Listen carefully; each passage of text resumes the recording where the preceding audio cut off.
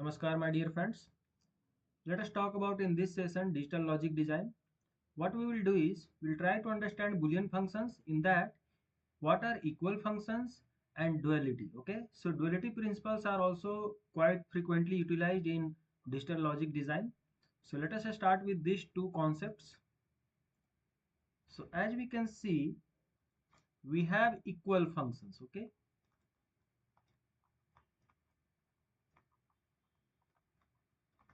so equal functions are nothing but, if you talk about definition, two Boolean functions are said to be equal function. Two Boolean function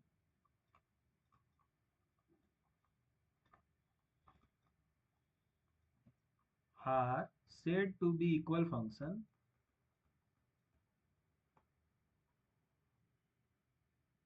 or equal if their mean term or max term combinations are exactly same.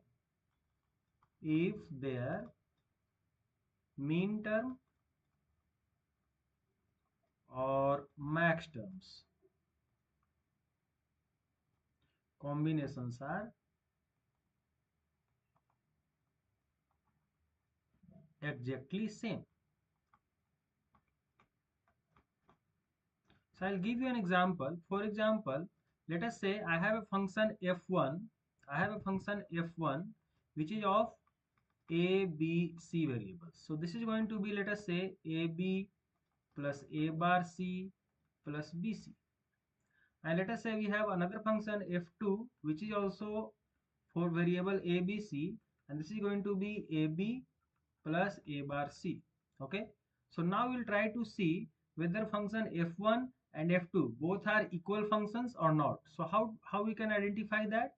We can try to find out what is the mean term combination for f1, what is the mean term combination for f2. Okay, and this is how we will see if both of them are having mean terms same, then we will say both the functions are equal, right? So that is a very good method to identify in GATE examinations. So let us say function 1, what we can do, you know already, to convert it into equal mean term functions, right? So we have a, b, c is missing, then a bar, b is missing, c, then a is missing, b, c, right? Let us quickly find out the terms.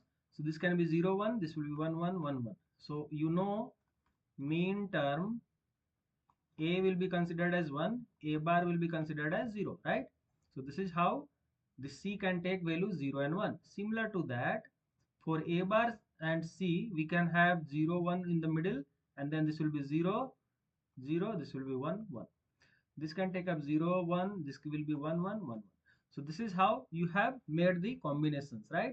Now if you see the terms that are there is, here it is 6, 7, here it is 1, 3, and here it is 3, 7. So the function f1 can be expressed as a sum of mean term is equal to, can we write it down, 6, 7, 1, 3, that's all. So we can write it down in sorted order, 1, 3, 6, 7. All right. Now, same way we will try to find out for function f2. So can we write it down? We have a, b, c is missing, and then a bar and b is missing, c. So you can see only these first two terms were there. So can we write down quickly that one? So we have 0, 1, 1, 1, 1, 1. Then it is 0, 1. This is 0, 0. This is 1, 1. So we have 6, 7, and this is 1, comma 3. So as you can see, function f2 can be written as a combination of summation of mean terms of 1, 3, 6, 7. So as you can see, function f1 and function f2 are having mean terms combination exactly same. So we can write down my function f1 is equal to function f2. Okay, so this is how we can express that two Boolean functions are equal because their mean term combinations are exactly same. All right. Now let us talk about other concept. So what is going to happen is, let us say I'll give you some of the options that is there that is going to be utilized in digital logic design. So if I tell you and means nothing but intersection. Okay, so this is just like in probability we have intersection and union, so it is intersection.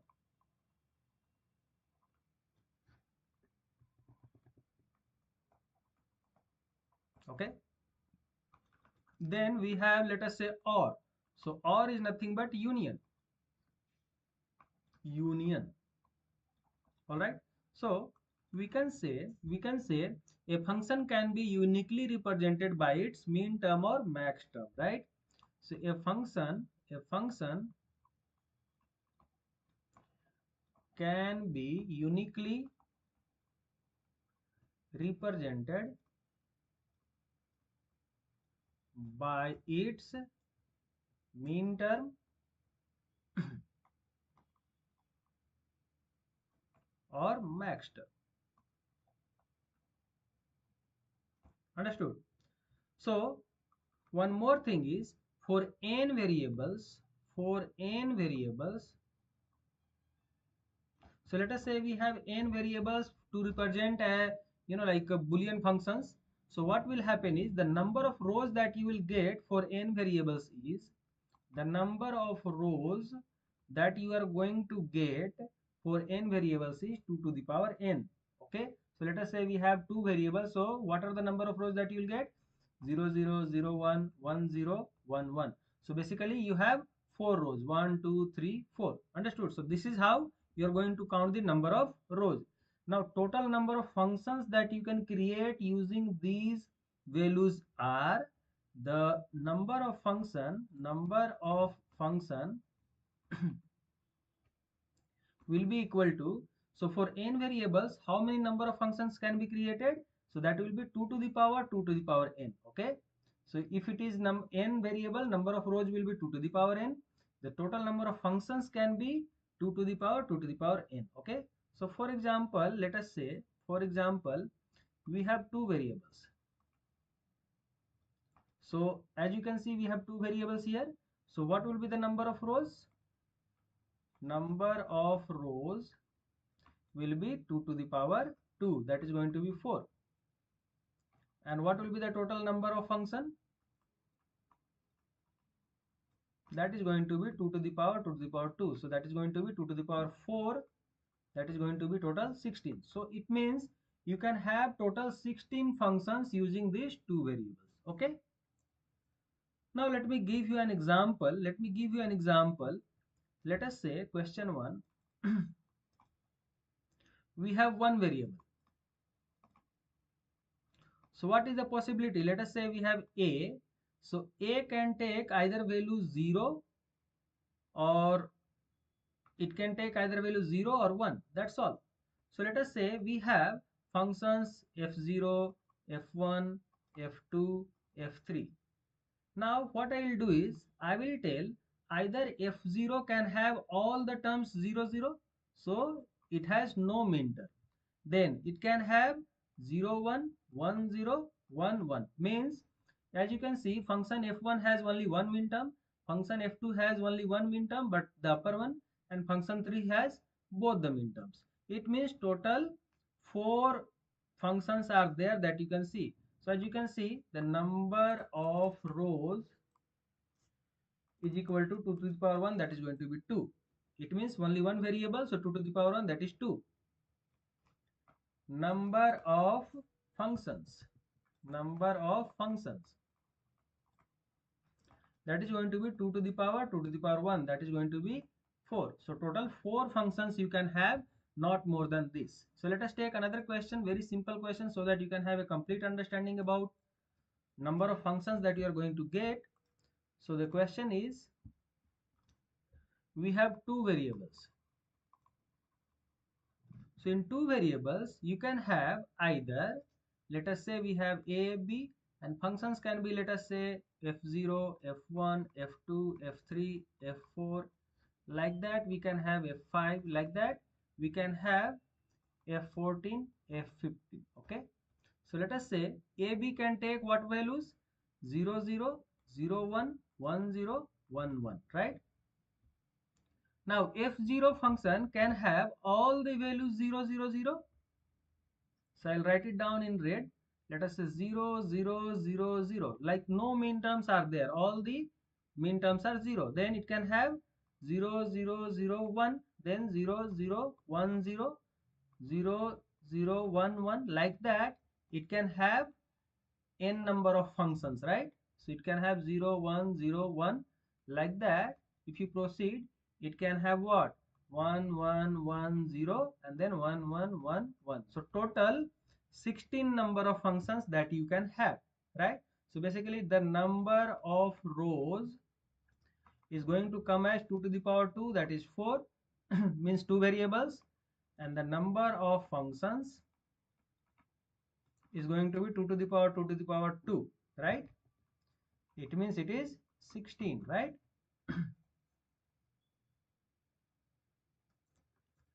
Now let us talk about one more question so that you can have a complete understanding. So the question is, using two variables,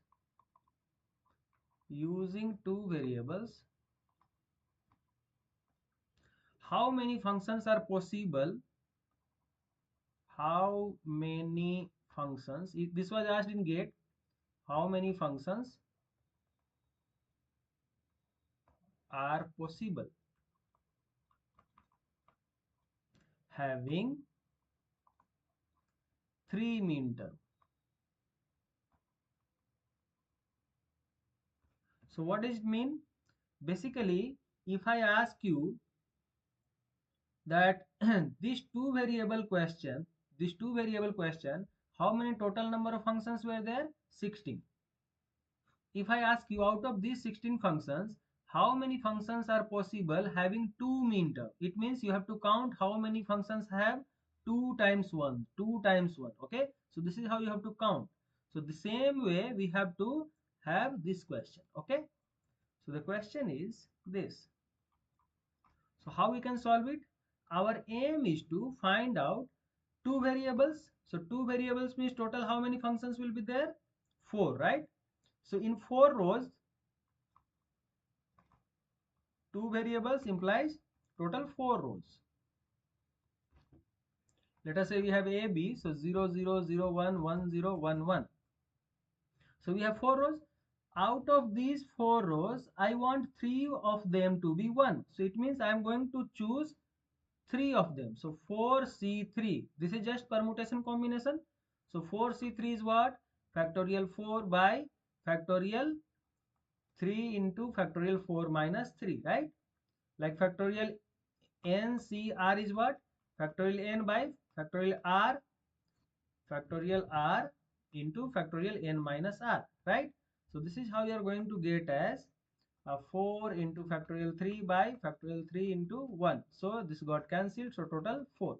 It means you will have you will have 4 functions having 3 minterms. All right. Let us say I will add another question. I'll add another question having how many functions are possible? How many functions are possible having at most 2 minterms? Okay, so this is the question, how many functions are having at most 2 minterms, right? So what will happen? You want to find out all those functions having either 0 minterm or 1 minterm or 2 minterm. So basically you want to have 4c0 plus 4c1 plus 4c2. So this is the complete answer. So you know 4c0 is nothing but 1 plus 4c1 is 4 plus 4c2 is 6. If you want, you can calculate. Factorial 4 by factorial 2 into factorial 4 minus 2 is 2. So that is going to be 4 into 3 into 2 into 1 by 2 into 2. So that is going to be 6. Understood? So total 6 plus 5, 11. So total 11 functions are there having at most 2 minterm. Understood? So this was all about number of minterm functions in the functions, right? Now let us talk about concept of duality.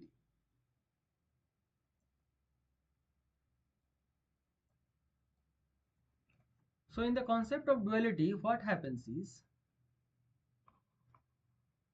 concept of duality. So let us say we know already the number of, like using n variables,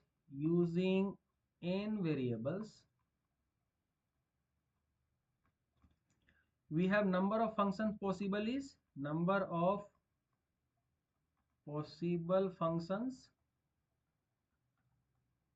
is equal to 2 to the power 2 to the power n, right? Now, in a digital logic system, what happens is the number of inputs can be anything. So basically the number of inputs we basically take, let us say for A, either it can take 0 or 1, right? So this is how the number of inputs can be possible. But let us say a number system which we are going to take, let us say octal. So octal, it can take 8 values, like from 0 to 7. So that the same way, like let's say we have a variable a, so it can have 7 inputs. So it means I can talk like this. If I tell you, in a digital system,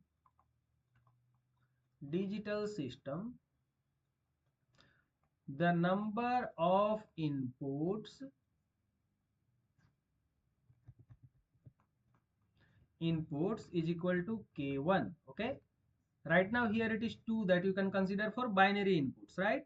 So what will happen, each input can take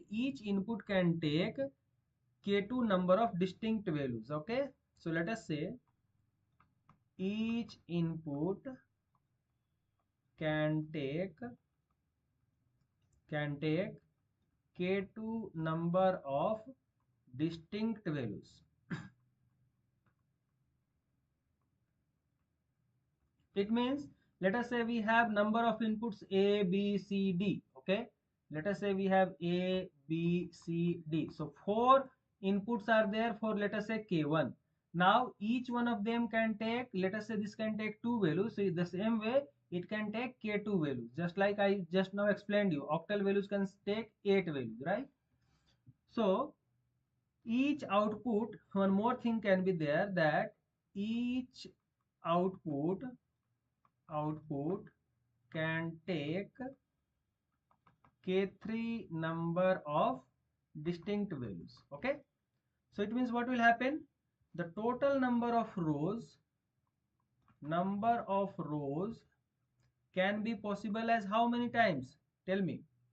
Since we have k2 number of distinct values, right?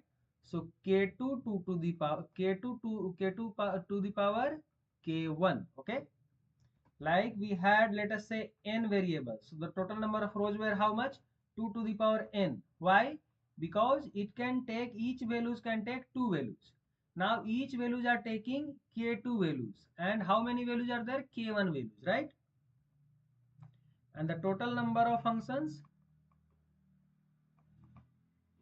are possible to be k3 to the power k2 to the power k1. Okay, so basically in binary variables it was looking like k1 was n and k2 was also 2 and k3 was also 2. Okay, but there is a possibility that k2 k3 can be distinct. So let us say I give you a block diagram like this. Let's say we have 1 2 3 4, 5. So let us say we have input which can take the values either 0 1 2 3 4, and we have output. Okay, it can take values y as, let us say, 0 1 2 3 4 5. Okay, so how many variable inputs are there here, we have 5, and each of them, if they are going to take, let us say input, I'll just keep it 4 only so that you can have a distinct number. Okay, so now what is going to happen is the total number of rows in this particular question will be what, this is, let us say, our question block diagram. So how many number of inputs are there, we have 4, and each one of them can take how many values, 5 values, 0 to 4. How many number of outputs are there, 1, and we have, each of them can take values, 6 values, right? So total number of rows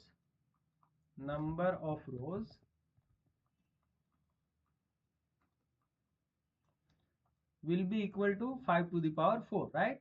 And number of functions will be equal to 6 to the power 5 to the power 4. So this is the total number of functions. Now let us try to understand for binary system. So what will happen is, in this case,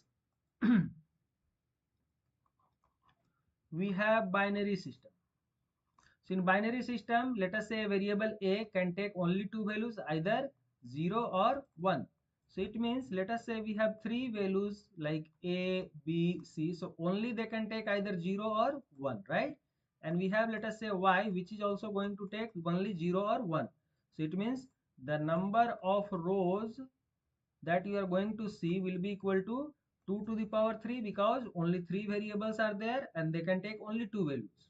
Now the number of functions is going to be equal to how many values the output can take? Only two values, because it is binary system. So 2 to the power 2 to the power 3. So this is what we had already seen while calculating the number of functions.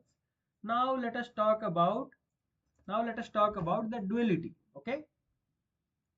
So as we are going to talk about duality principles, we have duality, right?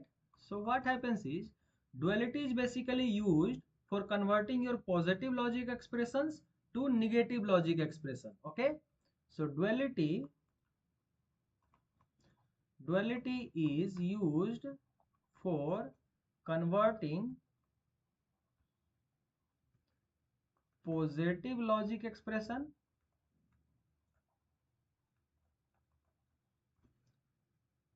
to negative logic expression,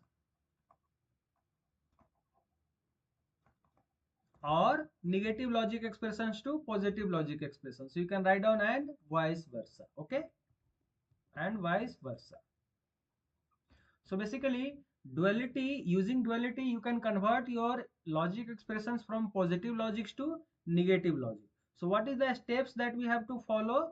The steps that we have to follow is, the number one is, you have to interchange and with or. Okay, so interchange and with or. Okay, so basically you are going to put and going to change to or otherwise or is going to change to and. Okay, now next thing is, you do not change the variables complements and all. Okay, so keep the variable as it is. Variables as it is. Okay, so do not make any changes. So let us say some question. For example, question 1, let us say we have a function of f a b c is equal to a times b c bar plus ac. So what will be its duality function? So my duality function for this will be fd of, let us say, a b c can be what? I told you, write down all the functions as it is, but make and with or and or with and, right? So I can do that. A plus, now we are going to write down b plus c bar into a plus c bar, right? Because and has to be or, so it is plus, and this is going to be in complete term, because a is going to get added with complete this thing. Understood? So this is how you have converted your fabc into duality of that. Let us say another question. F of a b c is going to be a plus b into a plus c. So if I try to find out dual principle of this or dual function of this, what would be my dual function of f a b c? Let us say that is fd of a b c. So what will be that? I will convert plus to and, right, or to and, so it will become ab plus ac. So this is how we have converted our expression into dual expression, right? Now let us try to understand self dual expression. Okay, so there is something called as self dual expression. Self dual expressions. So in self dual expression, what will happen is, basically the function will be equal to its dual function. It means the function mean term or max term combination will be actually equal to the dual function mean term or max term combination. So for example, let us take one question. So for example, number one question is, we have function f of a b c is equal to ab plus bc plus ca. Okay, so this is going to give you summation of mean term, as you can quickly find out by yourselves. I am just writing the expression directly. So this is going to give you summation of mean terms as 3, 5, 6, 7. And what will be the duality of dual function of this? So if dual of a b c is going to be, you know already, what is that? A plus b into b plus c, b plus c into c plus a, because all the and will become or and all the or will become and the functions will remain as it is. Okay, so now if you try to find out the mean term of this, then you will get your mean term as again 3, 5, 6, 7. So this is how you can see my f is going to be equal to f12. Okay, so understood? These two expressions are actually self-dual expression, AB plus BC plus CA and A plus B into B plus C into C plus A. So why don't you understand now that what are the conditions to have for self-dual expression? So we can write down those things. Conditions for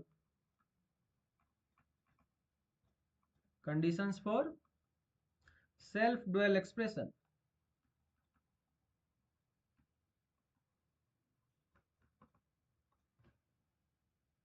So first condition is the number of mean term must be equal to the number of max term. Okay, the number of mean term must be equal to number of max term. Okay, it means what? You can see the total number of terms will be how many? 2 to the power n, that is 2 to the power 3. That means this is going to be 8. So it means total 8 terms are there. Out of that 4 are mean term, it means 4 are max term. Similar to that, I mean both of them, I mean mean number of mean terms and number of max term, both are same. It means 2 to the power n by 2, that is going to be 2 to the power n minus 1. So if you see the number of mean term or number of max terms are 2 to the power n minus 1, that is half of the total number of terms. It means there is a possibility of self-dual expression. Number 2 is, if mean term mi, if mean term mi belongs to function, okay, belongs to function f, then the mean term 2 to the power n minus 1 minus I must belong to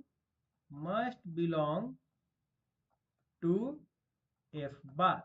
So if you try to find out max term in the, it means the mean term 2 to the power n minus 1 minus I must belong to f bar. So if you find the complement of this function, that must be there in this one, right? And one more thing is the maximum possible number of self-dual expression with n variable is the maximum possible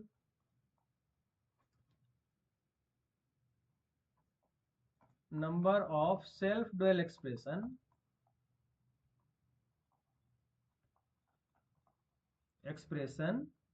with n variable is, with n variables is going to be how many? 2 to the power n minus 1. Okay, because we have 2 to the power n minus 1 number of terms, so that will be 2 to the power of that much. Okay, so all right guys, hope you have now a good understanding of mean term, max term and self-dual expressions and equal functions. So if you do have any questions or something like that, you please put down your comments in the comment box, and now we will try to solve few great questions based on these particular concepts. All right, thank you.